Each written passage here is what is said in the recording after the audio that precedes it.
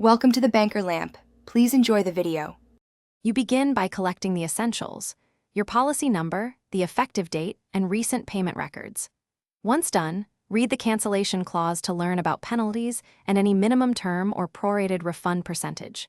Next, choose the exact date you want coverage to stop and whether you must have replacement insurance in place. Make sure to note required notice days and any early termination fee so the next steps proceed without surprise charges. You now formally request cancellation in writing.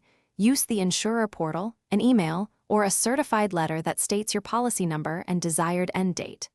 After sending, call your agent to confirm receipt, record the agent name, time, and any confirmation number. Make sure to ask how they calculate a prorated refund and whether any cancellation fee or final premium balance will be withheld. If you intend to switch carriers, start new policy overlap to avoid coverage gaps. Finish by securing written confirmation that the policy is terminated, including the effective cancellation date and any final refund amount. Next, cancel automatic payments with your bank and monitor statements for 1 or 2 billing cycles to ensure no unexpected charges post-termination. Keep all correspondence for at least 3 years.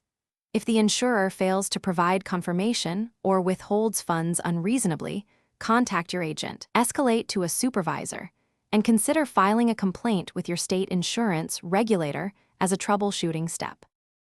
Thanks for watching. If this was helpful, leave a like and consider subscribing. See you next time.